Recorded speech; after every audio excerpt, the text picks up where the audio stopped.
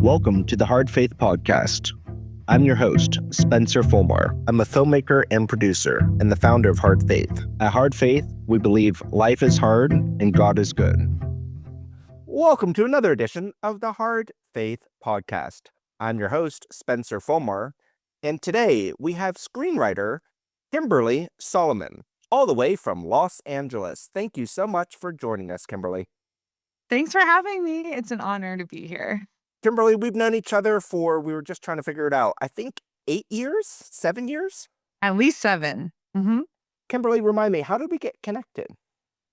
Gosh, I don't remember the name of the person, but someone connected us because I was writing my Apostle Paul feature, and it was a little gritty with before he became Saul was most of the movie. And oh gosh, I need to look up who it was, but another producer connected us. He's like, "You need to speak to Spencer." And you were so kind. You gave me notes on it, which I really appreciate. And I have rewritten it since. That was years ago, obviously now. But yeah, I appreciated your time. I loved that you were doing the hard faith already at that point, because most people I were emailing were not interested in that concept. So I always had a respect for you back then for that. Thank you, Kimberly. And I've always appreciated that we've stayed in contact since then. And whenever I launched, we've been emailing back and forth over the years, reading your work. And then whenever I started the Hard Faith Film Festival, you were one of those few faithful attendees that started with us the very first year at the Hard Faith Film Festival, year 1, 3 years ago. And you've been there every year since. You are a handful of festival attendees that have been there and supported us all of these years. So thank you. Oh, I really enjoy it a lot. I hope to continue the tradition. And when Jonathan's free, he comes alongside as well. He enjoys it too. So, Yes, it's been fun, and you always submit great screenplays when you do have something to submit. And today we're going to be talking about your screenwriting career. You write mostly in faith, correct? mhm, yes. Um, but what I find so inspiring about your career, and you're public about it on your Facebook page, is that you're a very disciplined screenwriter and you really keep like the business sense in mind. You find your work and you continue to find new jobs. And I really like to share that with our guest today. Can you first tell us when was it that you found that you were going to become a screenwriter? When did you first sense that calling? Yeah, it's a good question. It's a really long story, but I'll be brief. But I grew up in Alabama, and I used to write theater and musicals in high school. And I knew I wasn't great at it. And so once I produced a musical that I wrote, I was 18 and I was a freshman in college. And I realized that I was really good at organizing. So I actually shifted to stage managing. So for several years, I moved to New York City. It's a long story. I interned on Broadway. I stage managed nights and weekends. That was my goal. That was my career. I love theater and I love stage managing. But I didn't think about writing. I never would have called myself a writer. I knew I didn't have it then. And a couple years later, it's a long story, but God brought me kind of back to Alabama. I was like, let me just finish my degree because I had left to do Broadway. It's again, sorry, I digress. I'm trying to be fast and then I have all these tangents. But basically, when I went back to college, it was a great theater program at UAB. They had some film classes as well. And one of the first classes I took was screenwriting. And that was 13 years ago, a little over 13 years ago.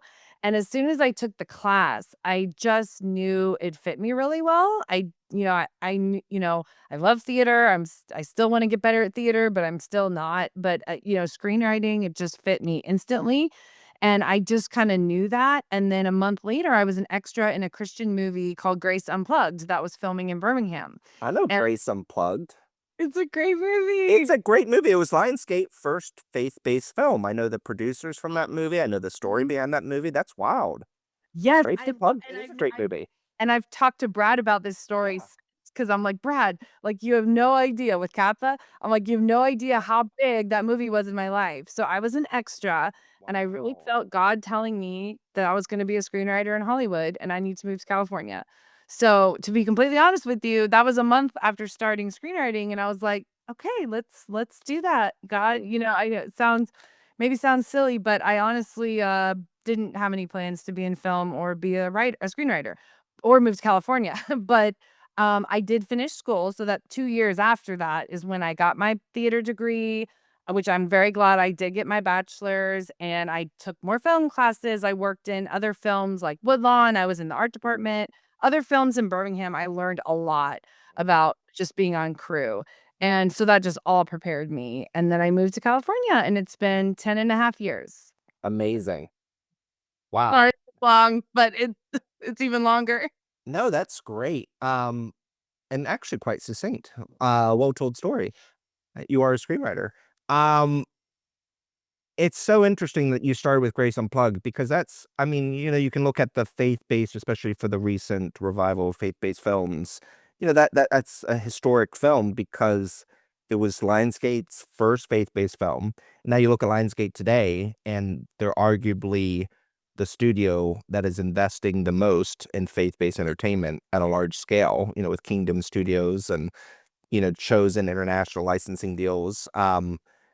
They're they were one of the companies that gave Kingdom Studio really their first stab, with, I Can Only Imagine, and then giving them their, multiple picture deal.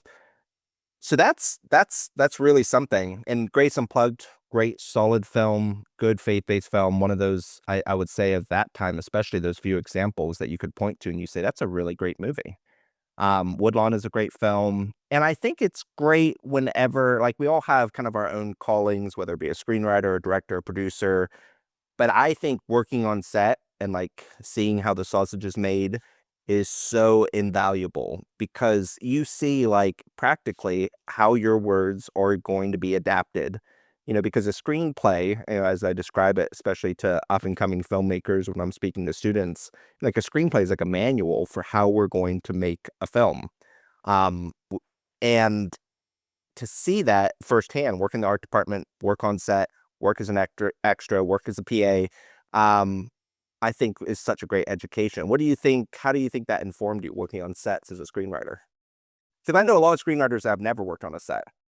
I can't imagine that actually. I know, I mean, because actually my very first thing is after I went back to college, I guess this was maybe a year in, I did an internship in New York on a TV show. It's called Taxi Brooklyn. It'll always be dear to my heart. It didn't do so well. It was on NBC, but I love it. But anyway, I was a camera intern. And so what was great about being a camera intern, other than the fact that I'm not good at tech, but I'm a hustler, so I could move batteries fast.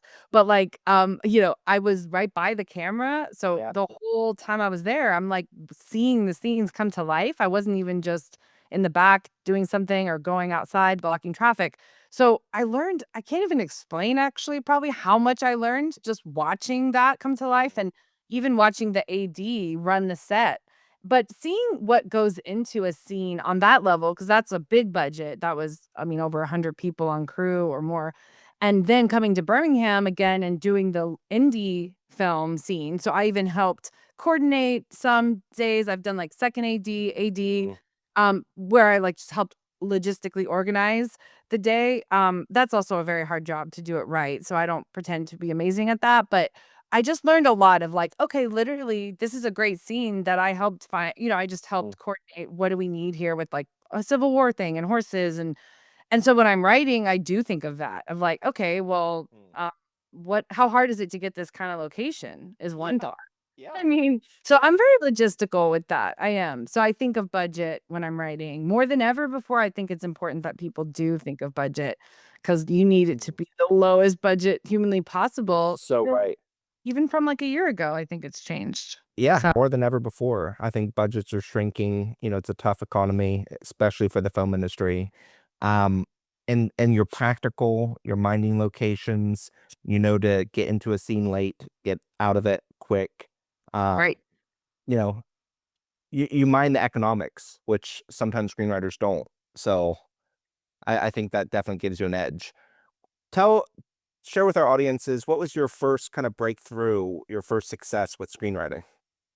I mean, that's a great question. I mean, I guess I do have one, but in some ways, I feel like I'm still waiting for that, if that makes sense. I know that like, I'm very grateful to have been hired to write a lot. Which I would argue is like if you've earned $1 screenwriting, that is a huge moment, a milestone that unfortunately a lot of screenwriters who are doing it for a long time never actually get there.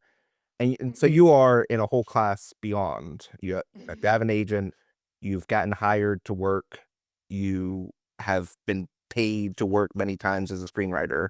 And I know what you're saying, like you're waiting for that big moment. Um, but I want to encourage you that you've made it very far already. But yeah, so share with us what's been like, how did you get even to that first paying gig? Yeah, well, the interesting part is, I will say, so the one quote small success that I had was probably my first feature gig. And what was interesting about that is it did come from working on set Mm. where I was on set and they needed an additional writer actually. So they hired me to I ended up writing like overnight. Like this is at the beginning of production and I would write overnight and bring pages to set. Wow. And I so that was the first so that's the only of all the writing jobs I've had, which I'm very grateful for, it's the only one that's ever been on screen, Mm. other than some consulting maybe. So that's why I'm, like, still hoping some other things can get to screen. But that's a indie film called Tinker, and, it got on Netflix in 2018, and now it's on Amazon. But I'm one of 4 writers, so you know how that goes. Like, Mhm. I think I'm probably the smallest writer on it. But I'm grateful for the credit because I do think it has helped me to have that. Totally. Um, but then since then, I've written a lot of more faith projects for hire, so I'm hoping those get made. But that was the first one, and that did actually come from being available, like, on set, and it just kinda so happened that there were some SAG actors in it, and they didn't really have a completed script, so they needed to hire a writer ASAP, and I was there. So, I mean, it's definitely a God thing. Um, you know what I mean? Oh, yeah. But yeah. That's So wild. and then since then, I've done 9 features for hire, and then I'm doing a pilot for hire. But I hope some of the other ones can get made so that it's maybe more of my voice out there than that one Mhm. and more God honoring, That one's more sci-fi. I mean, it's nothing bad, but Totally. yeah. And you have had, at least that I remember seeing, you've had, it hasn't been produced, but like proof of concepts of some of your writing. Yeah, we definitely did one proof of Yep. concept. I was hired to write that feature and to write the proof of concept, and that's one it's called Hard Side of Miracles. Yep. And it's And great.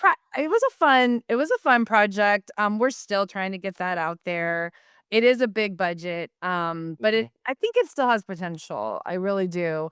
So that was fun. And then some I've had maybe 1 or 2 shorts produced, and I've produced some of my shorts, but back in the day, like 10 years ago, where I didn't have, um, a good team, and I don't really necessarily wanna produce, or I definitely don't wanna direct. So, it's not it's not as much of a goal at this point, but I love partnering with people to get shorts out there, Mhm.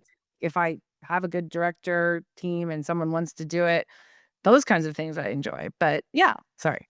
And you said you've written for hire 9 feature films?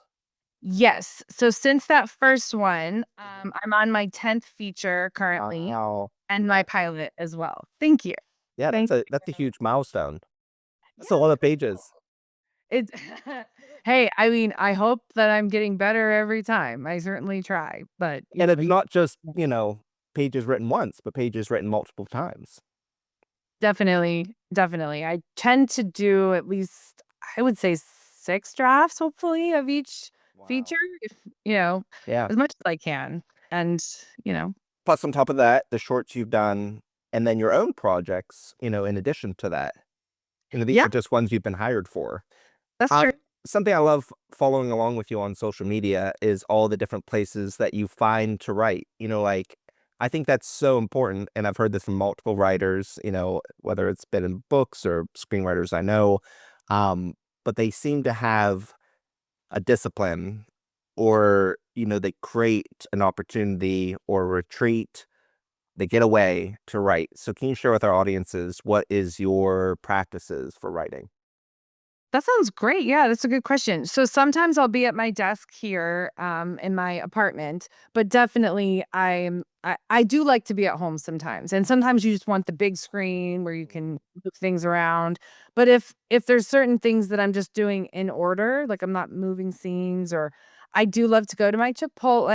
It's like a mile away. It's beautiful. It's newer, and it's very comfortable. It's like the most comfortable one. Like, the bench is just perfect compared to any other bench I've ever been to at a Chipotle. But there are other Chipotles around LA that I'll go to. But my Chipotle, the people are amazing. They know me, and it's just I go right when they open, so it's actually quiet. Mm. It's just perfect.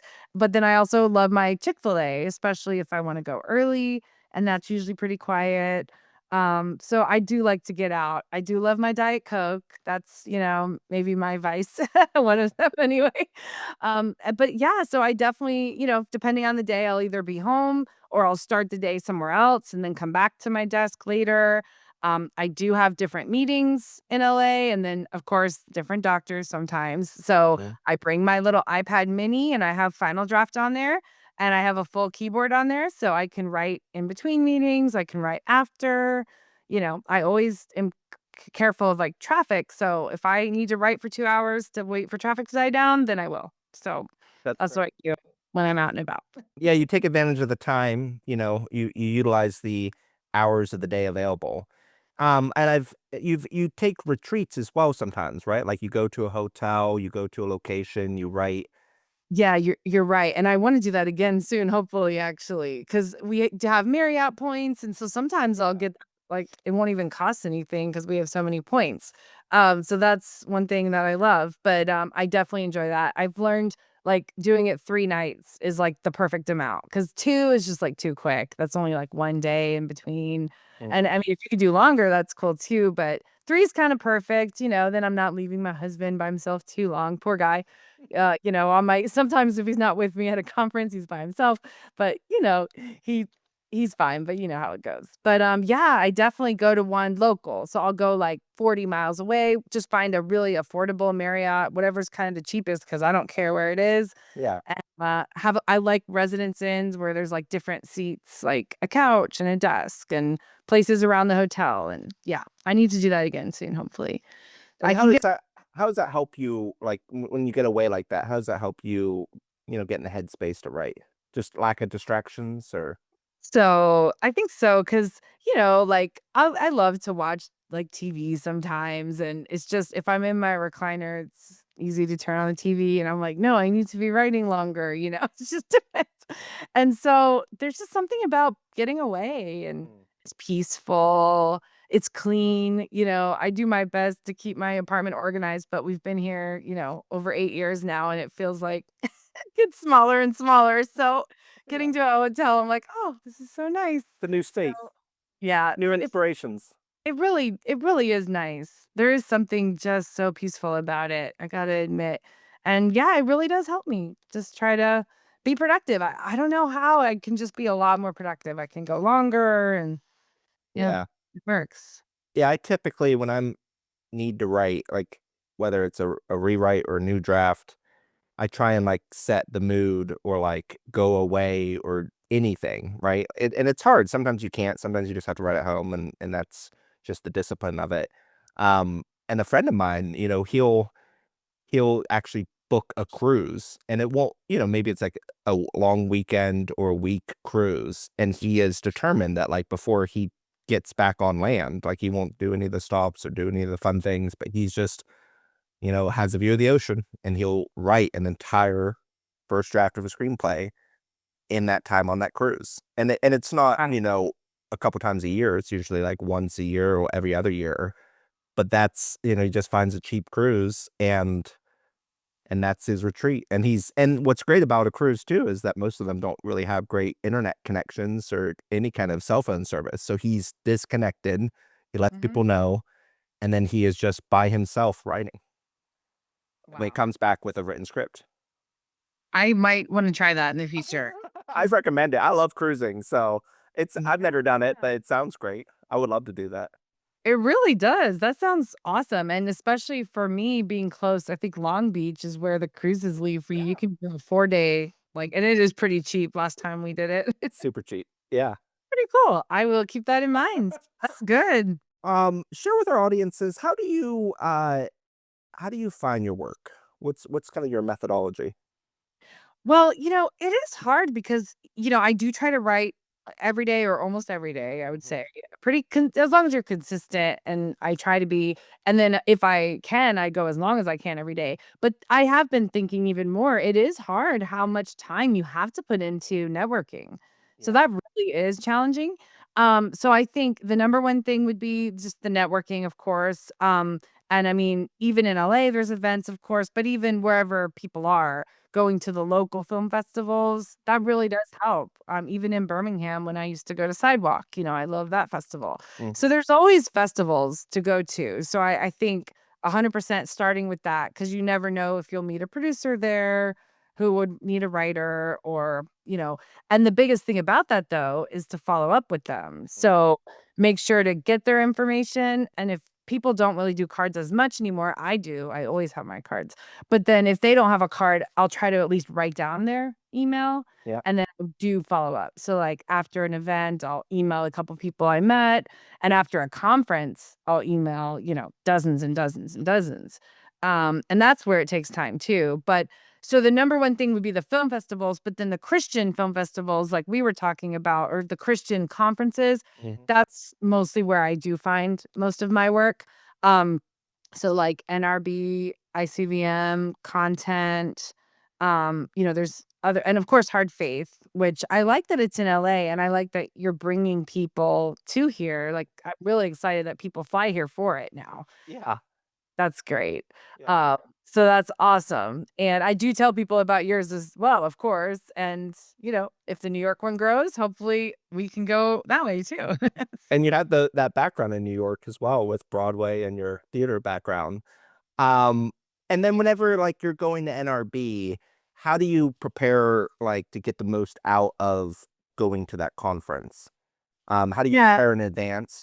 Following up is great, but even whenever you're planning to go to one of these things, how do you prepare to get the most out of one of these events?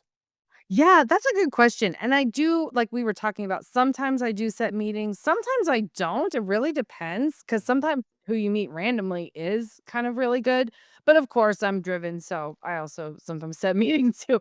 So what I would do, NRB is hard because it is like 4 or 5,000 people. But, I would look at the different speakers that are going to be there. And so if some of them are in film, I try to reach out to them, maybe on LinkedIn, sometimes even Facebook. I just love Facebook. I mean, Yeah. I do post on there, but I'll reach out or IMDb, but less so. But then also with the Pitch Fest, I do love the Pitch Fest that Paul runs, same guy who runs ICVM, Paul Sermons. It's an amazing Pitch Fest. It's very well organized. It's like to the letter, your 5-minute pitches. And that's one of the main things I love about NRB, and it's at the very end of the conference, which is a kind of a great way to end. But what I do is I sign up for whatever they allow you to sign up for, of course, and then I also reach out to them in other ways, like look at the company websites Mm. or like I said, LinkedIn or any ways, and I just try to set up meetings during the conference before the pitch fest. So I do that a few weeks out and it's been good. It's just relationship building. I don't personally go in to pitch that hard. It's just not as important to me. It's more of just getting to know them long Yeah. term. And I think that's served well. Though, granted, I mean, most of my jobs have come more from the people I meet in the hallways at NRB, really, and other conferences. So that's kind of the funny part about it. But you never know where meetings lead and where they sometimes the companies I meet with though will refer me for work, and I appreciate that very much. Yeah, that's great. Once you meet someone, like you say, a lot of it has come from meeting people in the hallways. What do you think that you do well in the follow-up that some people don't do well? Like, besides just saying like, "Hey, great. I love running into you, meeting you. I loved hearing your story." Like, what do you think is the difference that you do that, secures work for you? Well, I do think most people don't do that, even that step. I really Yeah, do. you're right. almost no people email me, usually, like, one person maybe. And I pass out a lot of cards, Yeah, and not that I have much to offer them, but, it's just an interesting thing. I think that's the number one thing is that people don't even send that initial email. so true. And it is a lot of time for Yeah. sure. But then I do also, I probably should have a better, like, massive list, which I do not. My husband laughs at my organizational methods. I think sometimes they work and sometimes maybe they don't. You know what It I mean? must be working.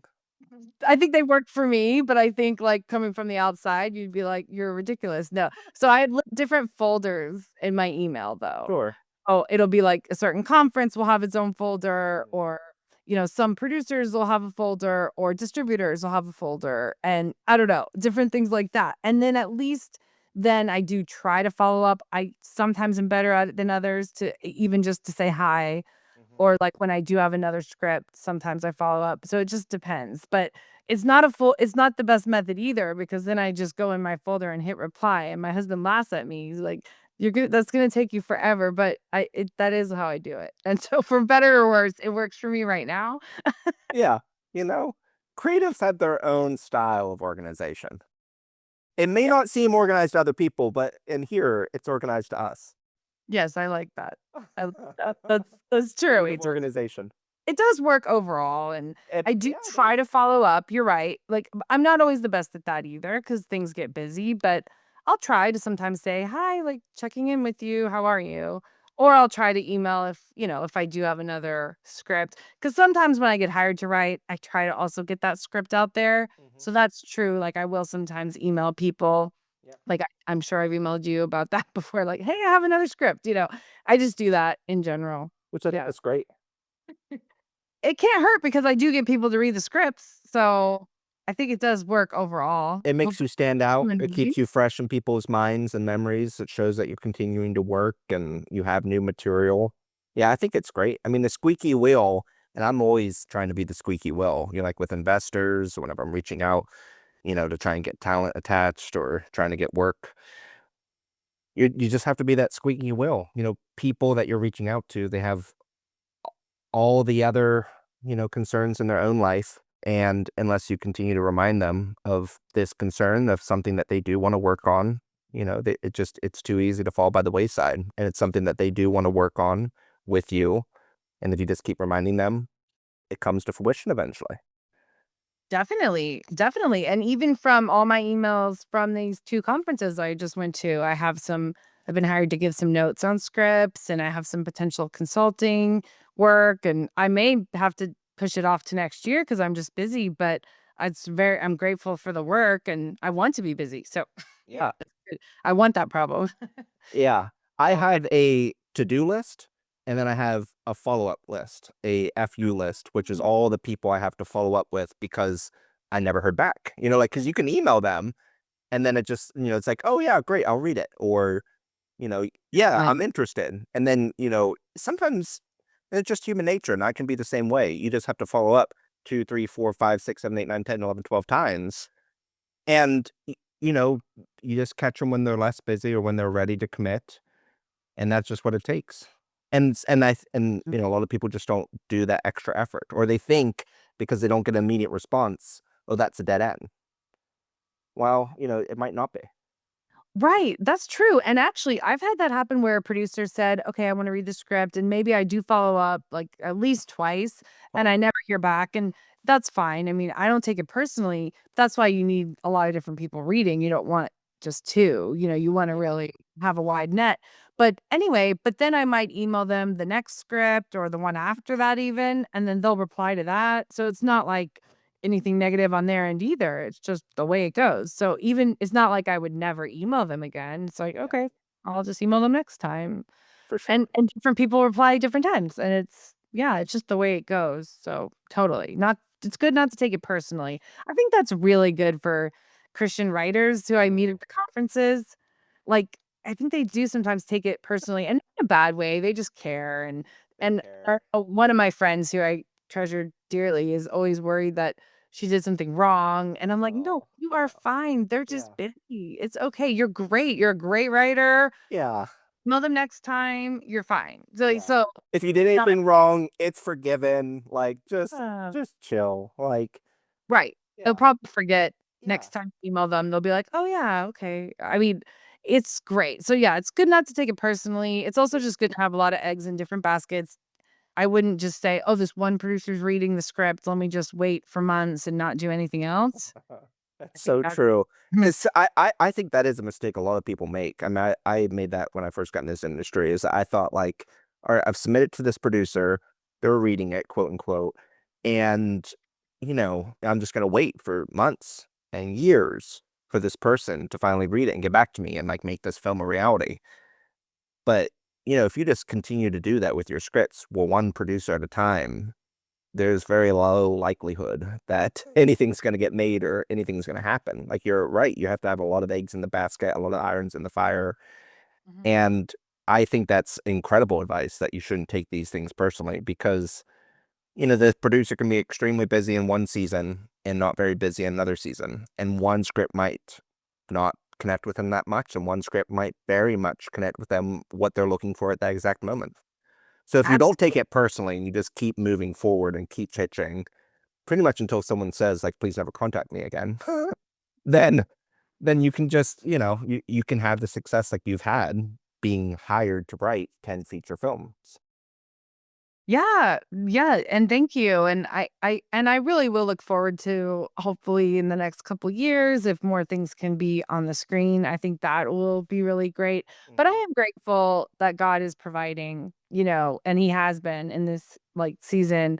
So I'm very grateful for the work. And just another funny thing about I didn't find faith-based filmmakers. I kind of feel like I found it late, so I'm, like, trying to catch up for lost time. The first couple years in LA, I didn't know any Mhm. Christian filmmakers, and so I think it was you were probably one of the first, really, because I just started emailing people, and then I finally found, like, Hollywood Prayer Network, but it took till, like, 2019, like, right Wow. before the pandemic when I finally got plugged in, and so I feel a little behind, and then all these other Christian conferences, which I also love so much. I'll go to like 3 a year usually just because 'cause I'm also just trying to keep doing it.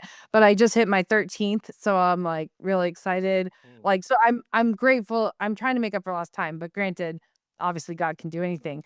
I totally digressed myself. I know what I was gonna say. So, there's this one producer, one of the earlier ones I connected with from 2019, I think it was, or maybe 2018, but for sure, like, somewhere around there. So one of the earliest connections I had, and at that point, I don't think I'd been hired to write beyond that first one, and so, anyway, he's been wanting to hire me for a while, and he's hired me for consulting, and, he's just been doing his own thing, getting things in order. He's about to launch a bigger company now, Mm. and we just met on Friday, and I think it might work out for us to do this deal where I'm writing a short, but it's planned to be a feature. And so, like we're negotiating that. We're on the same page. So I think it's probably going to work out and he's probably going to produce it. Mm. And it's really exciting to see that happen where it's like you plant those seeds and you never know where they're gonna grow, Yep. and I've always enjoyed being in touch with him, even if he never hired me at all, but then it just worked out that he was ready, and I'm, like, excited to work with him and Mm. excited for the future of that project too, so it's just interesting. It's nice when you see the seeds you plant grow. Yeah, That the fruits of your labor 6, 7 years later, because like maybe this deal formalizes in 2026, it'll be 7 years. And it's like you like another piece of advice is like, especially to young filmmakers, like you have to be long suffering. Like success is not overnight. I'm sure it sounds cliche to say it, but it's true. Like it's just a long suffering any career, but I feel like entertainment industry especially. Like these projects take a long time. Like it doesn't happen overnight. The minimum time to make a feature film is about 2 years from idea to screen at the bare minimum if you're like Right, really hustling. So right. like these things take a long time. And those 2 years consumes the people involved, their life. And so it takes a long time. But if you're long suffering, if you plant a lot of seeds, hopefully a couple of them will grow. But if you get burnt out too quickly or take it too personally, or if you're not doing the basic business principles, like following up and continuing to follow up, then you're not giving yourself enough opportunities to be successful. Yeah, that's absolutely true because if you go to the whole conference and you're only connected with one person after that, Yeah, then you kinda wasted that opportunity it's so because true. and then I mean, yeah, you'll see them again, but will they remember you? I don't know, and I don't Yeah. even always do, like, follow-up Zooms, but even just the follow-up emails back and forth, you're getting to know them more, and I like that. Mhm. I always like people to tell me more about them via email, so that I'm like, "Okay, let me solidify it in my brain too, who this person is." But yeah, so, you have to and I wish actually that I had done even more networking when I first moved to LA, but, it's so hard because I was working 2 jobs. I was an Yeah. assistant and I was a personal assistant on the Mhm. side. I was trying to write, like, my Paul script. Mhm. And that was, the hard work, like, in terms of time, but I wish I had done more or had more networking because you can't really go back in time. You have to start that clock. You gotta start that networking clock, and I am grateful, like, how I have my agent now is from different well, from working in the mailroom, but, the net some of the networking that is paying off now is from my networking as an assistant, but it's just a handful of things. I just wish I had had more. But with the faith film networking, that is paying off, and I'm grateful to keep, just plugging away at that, but that's why people you need to start doing that. You can't like wait a whole nother year and go to your first conference. You should go to a conference now. And then even if it's one a year. I Mhm. Yep, anyway. and take advantage of it and meet the people. Um, Yeah. and are you naturally is it easy for you naturally to network? Is it easy for you, like, you said you had a theater background, so, like, are you a naturally extroverted networker, or do you find it difficult? Is it something that you have to kinda force yourself to do? I guess I am extra Yeah, so I think I do really like it, and that's good. I do like That to be alone helps. sometimes, but I Yeah. can't be alone too long either, so I guess I'm at least 60% extroverted and 40% like, I love days when I'm just home and I don't go anywhere and I'm writing or whatever, Yeah. but then definitely get stir crazy, so in a couple days, I'm like, "I gotta get out." So, I think it does give me energy, I guess that's, like, the test, right? So, like, at the end of content, I was physically tired, but then I was flying to Orlando for ICBM, but emotionally, I was like, "Okay, I'm ready. I'm ready for a whole other conference. Like, let's do this." Yeah. So and it was busy even in between the 2 because I was meeting with some potential clients and doing other things. But, so I was ready, but physically, I was exhausted. So definitely my body may not be able to keep up with me, but mentally, I'm like, "Yes, let's do it." It's a grind. Yeah, but it's Yeah. fun. It I do like it. I think it does yeah. It's not hard, I guess, not really for me. You have one of those classic, iconic Hollywood stories, working in the mailroom. Ah, Tell us about that. How did you get in the mailroom and about working and connecting with your agent? Because yeah, no that's a story that a lot of people have heard about how they kind of, work their way up the ladder in Hollywood. Um, and you don't hear that story as much today. I know it still happens. I know, even some agents and managers that had that same career trajectory. What was that experience like? How'd you get in the mailroom and how did you get your agent? Yeah, totally. And let me backtrack a little, but I'll start by how I got my first assistant job, Mhm. which was as I'm driving to LA, I'm literally sending out hundreds of emails. Yeah, And some of that was from IMDb Pro, or I sure. was emailing producers, companies, anyone really. And I remember I got like 2 PA jobs as I was arriving in LA. So that made me feel good. I was like, okay, I had like, $100 here, $100 here when I first got there. So I was like, because I didn't have a job, I'm just like Sure. driving my stick shift. And anyway, but my point is, so 6 months in is when I officially got my first assistant job, which was to a manager. He's a talent manager for actors. He's at Zero Gravity now. Mhm. And I learned a lot from him. Like because he used to be an agent but he was a manager. So even though the pace felt quick to me, it was a lot slower than agencies. So, it was a good lesson to prepare me for the agency is what I'll say, but basically I learned so much about that. So, I was a assistant to him, and my point with the networking is I had heard because people were, the lady who was training me was like, "You need to network with other assistants." I was like, "Oh, okay." So I did try to do some like, "Okay, let's meet for coffee, let's meet Mhm. for drinks." So I did do that with some of the other assistants, but not even at my company, but we would share, clients at Paradigm. And so I have a couple friends that were from that, couple of people who were assistants at Paradigm, and now I consider them friends. And now one's like a vice president. I'm like, dude, like you have come so far. This is like 9 years ago, and he was Wow. incredible how far he's come. But that's why I'm like, man, I should have networked even more. But I'm proud of him. He's doing so amazing. And so are some of my other friends who are assistants. I mean, they're doing amazing things. But my point is, one of those friends was at APA. And when I guess I don't remember all the timing of it, but I think was not an assistant. That company ended up closing, the management company. And so in any case, he helped get me in, is the bottom line. He passed my resume on. So it's nice because when you're networking with other assistants, they can help you get work. And I heard that from even one of my other friends who just got a new job. But anyway, so he got me into the mailroom.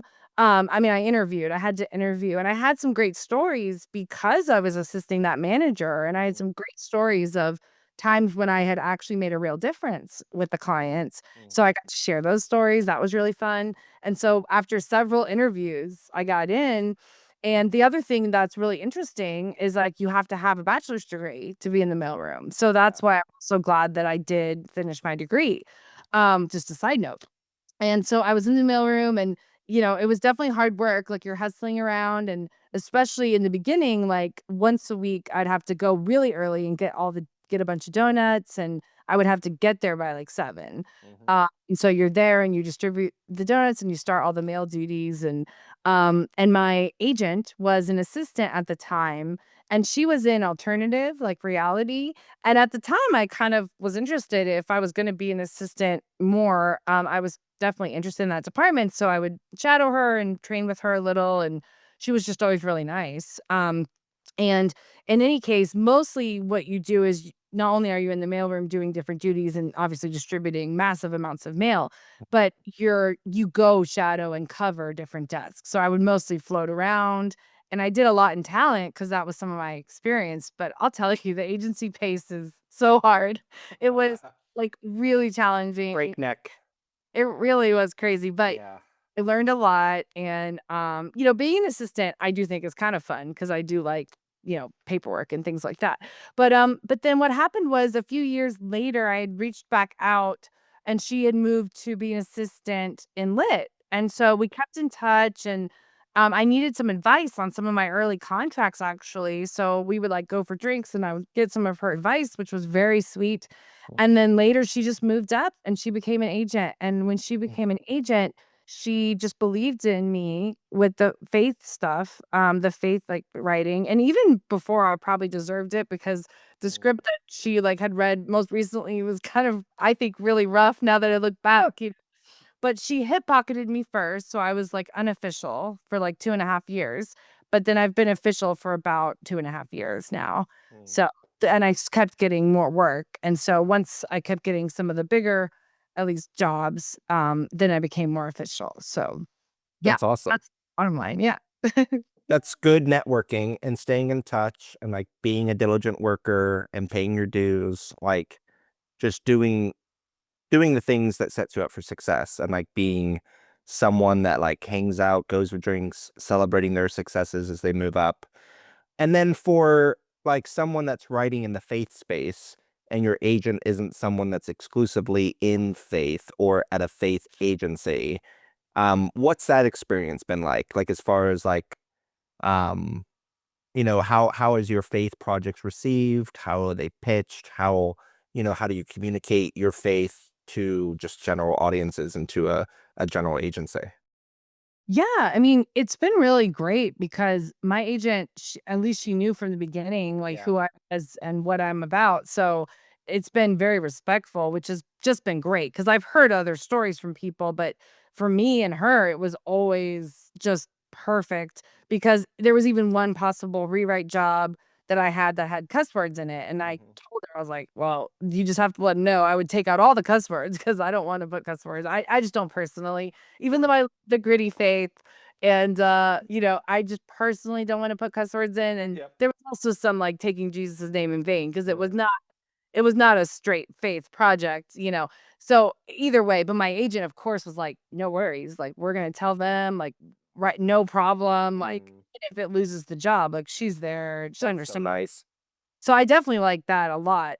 And then I'm trying to think how to answer your other question. Oh, but I do think it is a good thing for me. I've been told like you shouldn't limit yourself to say you're a faith writer, but personally it's only helped me. Mm. And I think with her too, like does it limit some of the companies that she can go to? Yes, but at the same time, I'm still okay with that because it's nice to be able to brand yourself and when something does come through, like my agent knows, like, okay, well, this Kimberly's my faith writer, and I could push her for this company. And she's definitely tried to get me some bigger meetings and some bigger companies. And there's more and more happening, of course, like more faith, more interest in faith. So Yeah. I think it's been helpful personally. But people say both things. But I think as long as you're upfront, like, with your reps, like, if I've considered maybe getting a new manager, and I Mhm. don't have a manager, like, I'm considering getting a manager. I don't know if it's the Mhm. right time or if and so I'm just kinda open to it. But if I were to have a manager, I would have that conversation so that they know, Yeah. like, "Look, some hard lines I have, and yes, it could lose me work." It's never really been a major issue so far, but, you have to be willing to stand up for your faith. Yep. If someone wants you to do a job that goes against what you believe, and you're as long as your reps know who you are, then I don't think it's a problem. I think just you have to be upfront. I kinda digressed. I don't know if I answered your question completely. No, you definitely did. What do you think is like some of the best advice you would give someone starting as a screenwriter, specifically in the faith industry? And what are some of the mistakes or like pitfalls that you see like screenwriters starting off make? Okay, well, definitely just to keep writing. So Yeah. not to just do 1 or even 2 or even 3, you have to keep writing so that you get better. Hmm. And you just have to have a body of work. Like if a producer reaches out 5 years from when you start and you have, 6 or 7 scripts, then hopefully at least 3 or 4 of them are a lot better and you have options for them. Same thing with a manager. Like even if you have an amazing script, if you meet with a manager and they're like, "Okay, what else do you have?" You better have some other good samples. So you wanna be ready for that. I wouldn't worry about getting a manager or an agent until you're really ready for it. Hmm. I used to email managers, and I'm driven, so I would get managers to read my work, but it was probably before I was ready. Like, Yeah. even with the Paul script, I think I did that. But that was like, I don't know how many scripts ago, 15 scripts ago, something like that. So Hmm. I still like that script, but in general, It's a I good hope I've script. gotten better. Thanks, I like it too. thanks, but I hope I've gotten better since then or, some scripts are better than others, I guess, but, you wanna keep getting better is my point, and, like, I wasn't probably ready for a manager at that point, though, is Hmm. also so, you just wanna keep writing, focus on the work. I do sometimes get disappointing news, like well, I guess I won't say specifics, but I have my pilot with a producer and it's being read by some studios and one studio passed I'm like a little sad about that. And then some other ones we haven't heard from yet, but I mean, I'm not getting my hopes up nonetheless. But I do like that project. That's the one that won some awards recently. And I think I will be sad if all the big ones pass and we like there's nowhere else to go with it. I probably I don't know if I'd cry, but let's just say, like, there are definitely situations where I'll get a big rejection and I'll cry. But after that night, maybe I go to a movie, which I love, and get my popcorn and stuff and drown my sorrows. But then the next day, you kind of have to just like get back to work. So that's another Mm. thing. Don't like not do anything else for weeks. That's wasted time.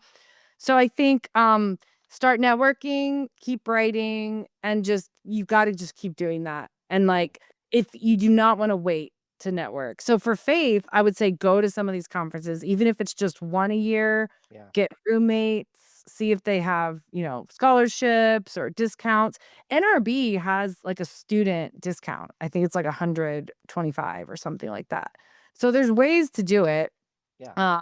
And I've had roommates before. I just had a roommate at ICBM. It was great. And we're probably going to room together next year. It helps save money, and it's, good situation. Helps both of us, I'm sure. So yeah, just to keep writing, not to get, everyone gets discouraged. So it's okay, but not to let that derail you, and to keep networking. Yeah. I love that.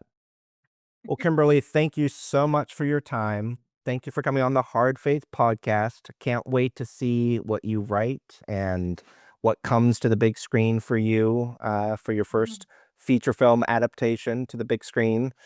And I think that your advice will be super helpful to our audiences and the screenwriters at any stage in their career. So I really appreciate your time and sharing your wisdom of working in this industry and working your way up the ladder. It's really helpful.